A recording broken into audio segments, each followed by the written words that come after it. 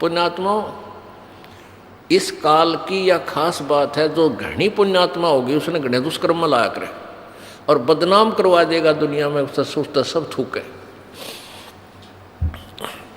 और उनके अंदर एक विशेष गुण और होता है, जो जिस काम पर वो लगते हैं उसको पूरी स्पीड तक करते हैं। जो पुण्यकर्मी प्राणी और दुष्कर्मों पर लग जाते हैं उनकी स्पीड गजब की हो सकती, वो फिर आगा पीछा ना देखते।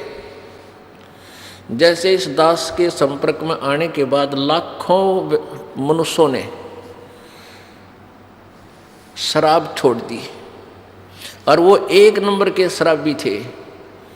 घर में भी कहर तारे और गांव में बदनाम, और डेली शराब पीनी, रोज को बंद करनी।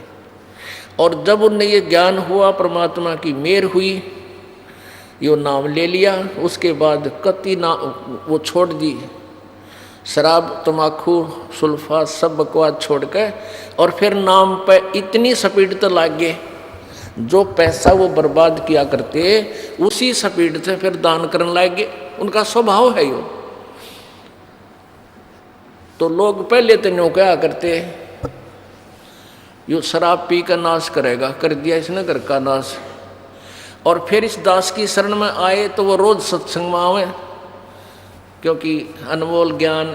फिर आपत्ति टले तो अनजान व्यक्ति जो भगवान के विधान से परिचित नहीं है, वो ऐसे कहने लगे, यो तो भाई नाश से करेगा, इसने तो अपना नाश ही करना, पहले शराब में करे था, इब सत्संग में जा है, तीसरा दिन वहाँ दान कर कावनों को पाठ करा दिया 4000 रुपया का, यो तो नाश से करेगा। अब वो ना सुना करते किससे की, जब तक वो शराब पियो थे जब भी नहीं सुनते थे।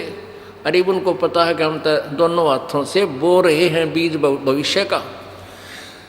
तो फिर वो इस मार्ग पर भी इतनी स्पीड तो लगते हैं, और आज वो कति सुखी, हर तरह से सुख हो गए।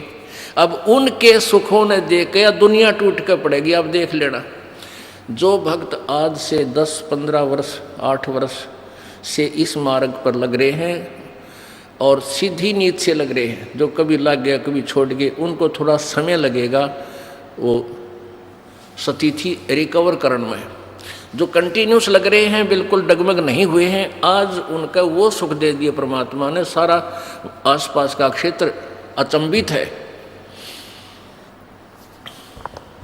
तो आपके सुखों को देख कर ये माता पूजनीय, ये भैरव भूत पूजनीय, ये मंदिरा में टाल बजानिए, सारे आओगे, आप देख लेना।